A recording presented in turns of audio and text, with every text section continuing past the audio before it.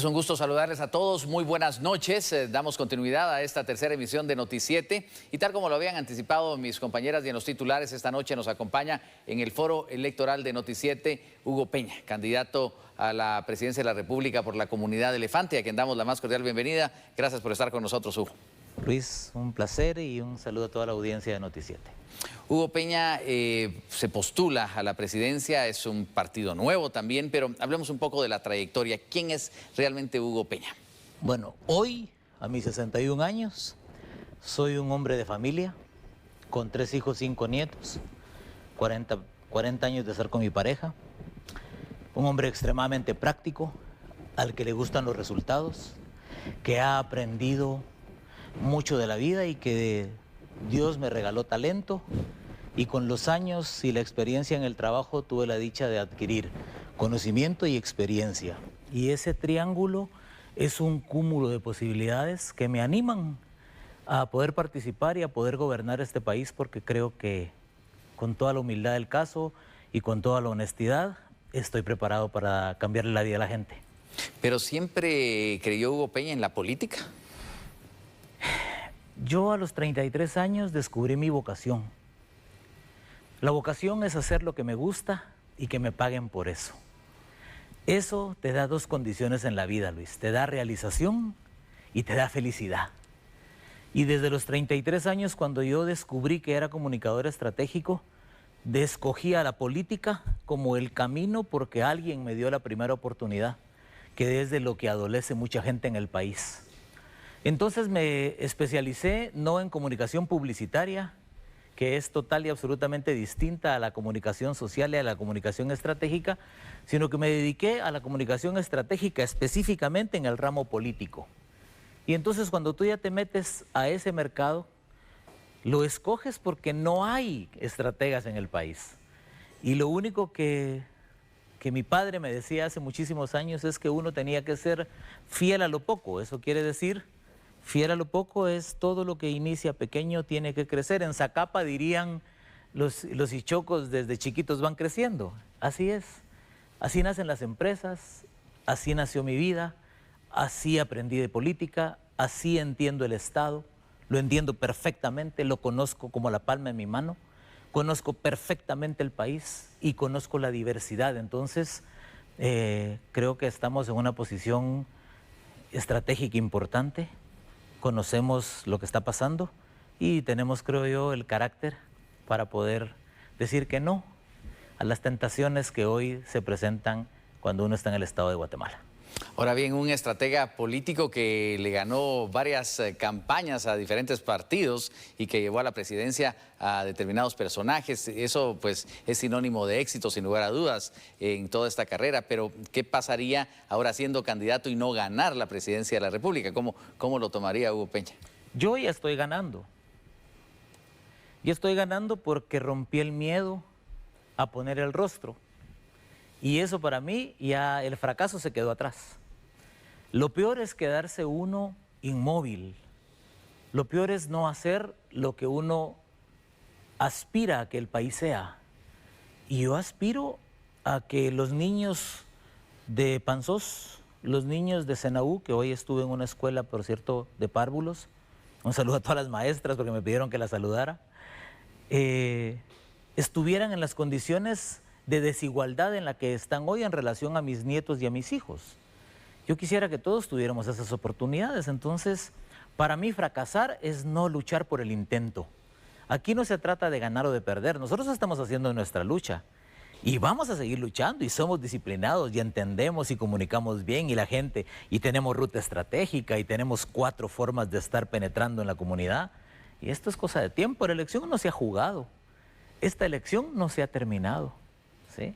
El problema es que, por supuesto que estamos en desigualdad de condiciones, porque los dineros no son iguales para todos. Y entonces yo creo que esas son las cosas que hay que entrarle al sistema, hay que cambiarlo, pero para mí fracaso sería no participar.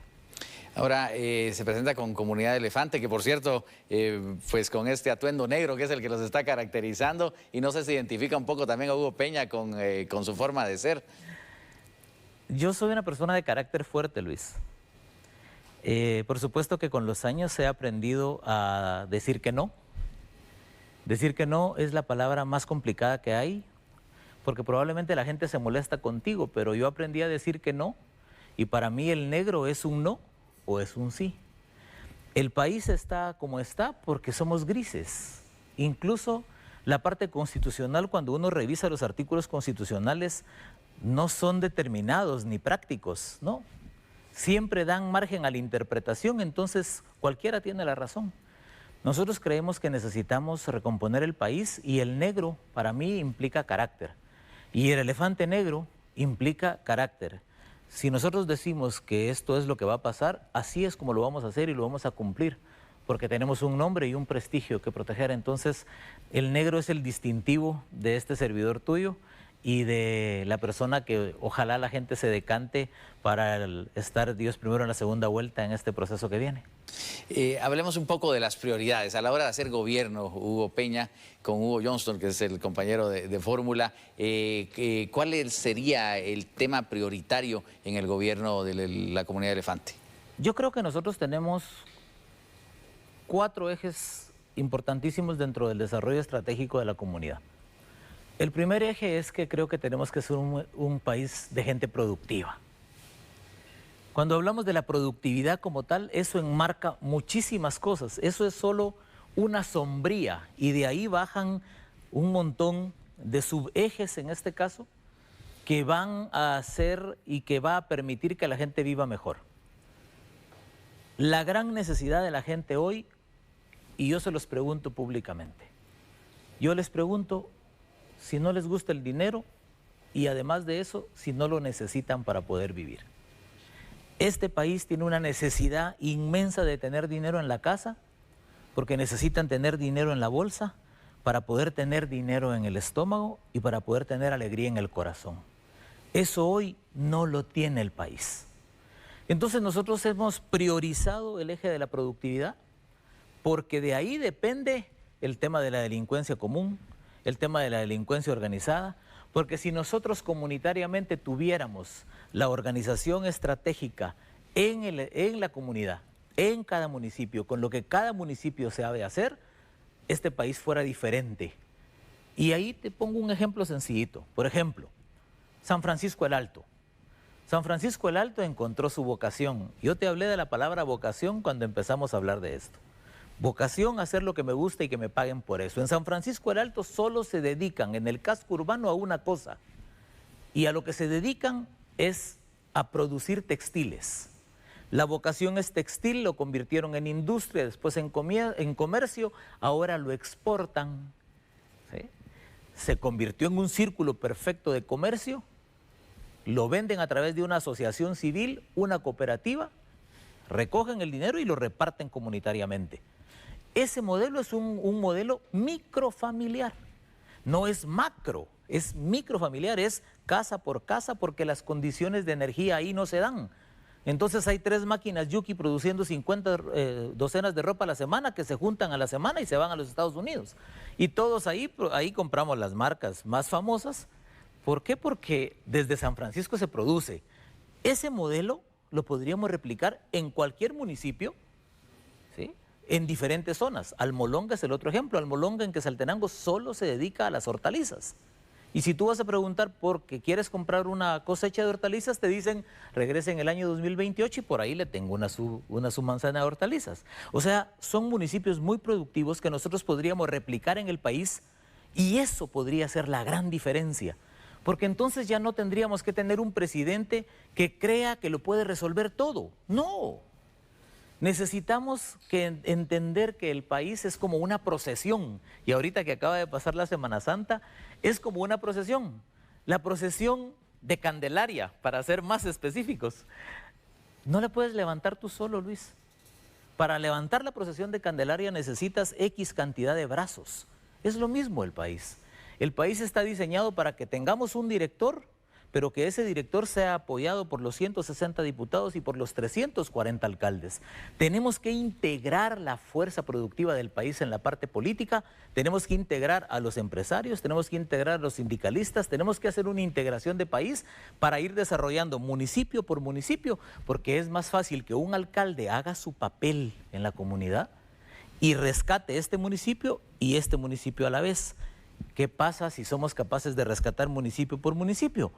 Va a ser más fácil que querramos tener a un mago que cree que todo lo sabe, que hepáticamente contesta, que genéticamente no es correcto, porque no está preparado para gobernar o preparada para gobernar, y con una varita mágica le quieran cambiar la vida a la gente. No es así. Nosotros estamos claros de lo que el país requiere en la parte de la economía. Si suplimos dinero en la bolsa de la gente, vamos a empezar a combatir otros problemas que hoy ya se convirtieron en crimen organizado, ya se convirtieron a veces en terrorismo. Esto es complicadísimo, para eso hay otras cosas que hay que hacer, pero lo más importante para nosotros, sin ninguna duda, es la productividad. Y el segundo eje, que es importantísimo porque tiene que ver con los jóvenes, porque ¿qué país les vamos a dejar? Es el eje de los recursos minerales, naturales, todo lo que tiene que ver con el medio ambiente. Vamos a dejar precisamente ese tema para una segunda parte de esta interesante entrevista y la propuesta que tiene Hugo Peña de la Comunidad de Elefante para llegar a la presidencia de la República en entrevista en vivo y en directo esta noche aquí en Noti7. Vamos y regresamos tan pronto como sea posible.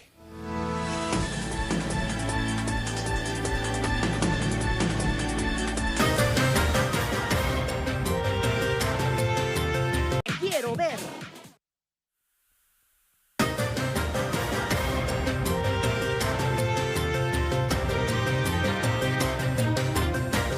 Y bien, estamos de regreso. Hablamos esta noche aquí en nuestro foro electoral con Hugo Peña, candidato a la presidencia por la Comunidad de Elefante. Y hablábamos de las necesidades de la población, de ese dinero que hace falta en el bolsillo de las familias guatemaltecas para salir adelante, pero también supongo que ha de coincidir Hugo Peña con esta necesidad de la inversión en varios aspectos. Uno de ellos es la infraestructura, porque cómo se pueden sacar precisamente las verduras de Armolonga, cómo se puede sacar los textiles de San Francisco del Alto si no tenemos vías de comunicación y no tenemos puertos capaces de exportar e importar. ¿Qué inversión tienen prevista ustedes en infraestructura? Mira, nosotros vamos a concesionar el canal interoceánico. Es urgente interconectar el océano Atlántico con el Pacífico desde Puerto Barrios hasta el puerto de San José, porque si no lo hacemos, no vamos a tener la posibilidad de superar económicamente la barrera de la pobreza, la barrera del desarrollo, la barrera de la ruta estratégica. Tenemos que hacerlo sí o sí. Y hay que concesionarlo tal y como se concesionó hace muchísimos años el Canal de Panamá. Así hay que hacerlo. 25 años de entradita, 25 años después, de 50 años cuando se recoge la obra, 50 años después, que fue lo que le pasó a Panamá, la obra es del país, pero hay que concesionarlo.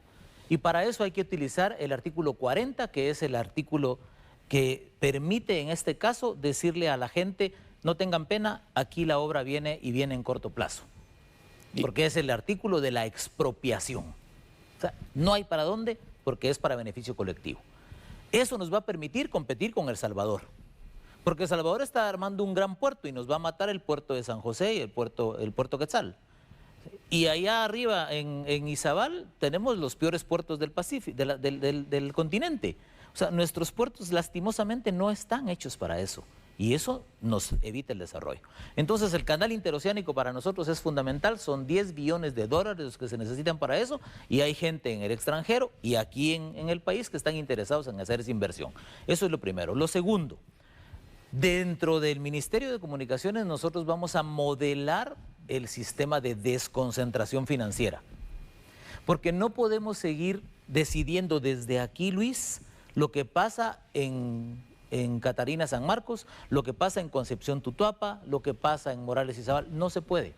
Tenemos que desconcentrar financieramente el Estado y asignarle un número específico y estratégico a cada departamento para que los 7.000 millones de inversión que tiene el Ministerio de Comunicaciones hoy concentrado y decidiendo un grupito de empresarios en el Ministerio de Comunicaciones, sea distribuido en el país y sea distribuido dentro de la Dirección General de Caminos, que es el único ente dentro del Ministerio de Comunicaciones que tiene 22 unidades ejecutoras. Eso quiere decir que en el departamento de Izabal, alguien de Izabal, la comunidad de Izabal, los CODEDES, los COCODES y los COMUDES podrían decidir cuál es la vialidad que se requiere para la mejoría de la productividad en el país. Igual Zacapa podría decidir, igual Jalapa podría decidir, porque a Jalapa le podríamos invertir 200 millones de quetzales al año, son 800 millones en vialidad en 4 años. ¿Cuándo se ha hecho eso, Jalapa? Lo mismo Zacapa, ¿cuándo se ha hecho? Nunca se ha hecho. ¿Por qué? Porque todo se decide desde aquí. Entonces la desconcentración financiera y administrativa es fundamental para eso. Ese es el segundo proyecto, porque entonces ahí vamos a tener vialidad de corto impacto, pero que va a ayudar muchísimo a que nuestros productores puedan en un momento determinado sacar sus productos. Y lo tercero que tiene que ver con la ciudad de Guatemala es, el tránsito está imposible. Nosotros tenemos 2 proyectos, un proyecto de segundo nivel y un proyecto subterráneo. El proyecto subterráneo lo vemos todos los días en la VAS. El sistema VAS, que es un sistema privado, lo tenemos que hacer en todos los barrancos de la ciudad de Guatemala para facilitar el tránsito, pero de manera estatal, que no le cueste a la gente. Eso lo tenemos que hacer y ya tenemos la muestra en el sistema VAS, que sí funciona, que es rápido, porque ahí no interrumpen la vida de los habitantes, y es funcional. Y los segundos niveles los tenemos que tirar a como dé lugar desde el kilómetro 21 en Misco hasta Fraijanes, de punta a punta, de norte a sur y de este a oeste, porque tenemos que tener fuerzas que nos permitan desfogar. ¿Sabes por qué? Porque hemos estado buscando todo el tiempo un anillo periférico que nos circule y no nos va a dar tiempo hoy. Hay que poner de acuerdo a 16 municipalidades. Lo vamos a empezar a construir, pero hay que hacer un doble anillo, porque el crecimiento de la ciudad de Guatemala es muchísimo. Y ese es un problema grave, porque entonces, como es tan grande, la gente que vive en la ciudad de Guatemala y principalmente los jóvenes se olvidan del país que tienen afuera, porque creen que la ciudad de Guatemala es el país y no, es tan solo un municipio. Entonces, esas 3 cosas son importantísimas para nosotros en temas de desarrollo estratégico que van a ayudar en infraestructura y en desarrollo económico. Y bueno, pasando a otro tema, porque está demostrado que una de las grandes demandas de la población es la seguridad, precisamente por los tiempos que pasamos. ¿Cuál es la propuesta que tienen en seguridad? Lo primero que tenemos que hacer es controlar las cárceles, porque desde ahí es de donde sale todo el sistema de extorsión del país. Sin ninguna duda. Ahí no podemos estar hablando de que vamos a poner redes de control para que se... No. Ahí lo que se tiene que hacer es construir cárceles en instalaciones que ya están hechas y que tienen que ver con el Ejército de Guatemala, en las comandancias, en los departamentos. Se tiene que hacer y se tiene que aislar a los reos de alta peligrosidad, y aislarlos significa quitarles celulares, ¿sí?, que sus visitas los lleguen a ver, que tengan control absoluto y que no tengan contacto. Eso es fundamental para empezar a evitar el tema de las extorsiones. Si no lo hacemos así, de verdad esto no va a cambiar. Además de todo un sistema de control estratégico a través de cámaras, que es lo que todo el mundo está ofreciendo, pero es lo que la tecnología te da.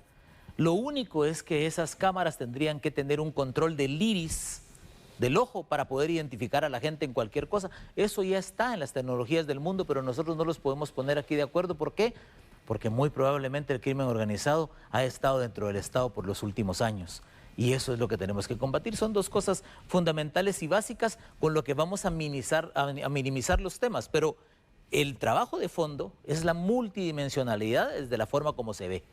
Y para eso implica que la PNC, el Ministerio Público, el Ejército de Guatemala y las SAAS hagan un trabajo estratégico en todo el país del montaje de la inteligencia operativa. Necesitamos recuperar la inteligencia. ¿Qué es recuperar la inteligencia en el país? Que tengamos quien nos informe qué está pasando. Y para eso nos vamos a apoyar en los alcaldes con las policías municipales comunitarias, que tenemos que estructurar para tener un doble impacto comunitario. ¿Qué otro tema es prioritario para el gobierno del elefante de Hugo Peña? La desnutrición. Ese es el tema que llora sangre en el planeta. En pleno siglo XXI, en Guatemala, siendo un país extremadamente rico y maravilloso, 52 niños de cada 100 que nacen, Luis, están desnutridos. Eso es una vergüenza para el sistema. Y para eso lo que tenemos que hacer, porque hay que decir cómo lo vamos a hacer. Lo que vamos a hacer es recoger todo el dinero que está hoy repartido en 17 instituciones del Estado y meter ese dinero a una sola institución que va a ser el Ministerio de Desarrollo. Y en esa institución que se llama Ministerio de Desarrollo, que va a ser manejada por el doctor Carlos Aldana, esa institución se va a encargar de dar un resultado, de tener una ruta estratégica. Porque no podemos seguir manteniendo 17 instituciones llenas de dinero para la comida, que son 10.000 millones de quetzales, porque entonces hay 17 resultados, y si hay 17 resultados, no hay resultado. El flagelo no está en el niño que ya nació, el flagelo está en el que no ha sido concebido, y eso está en el artículo 3 constitucional. Necesitamos ir a la comunidad. ¿Y quiénes son nuestros mejores informantes y nuestros mejores guías para llegar? Las comadronas. ¿Qué espacio tienen hoy las comadronas dentro de los gobiernos? Ninguno.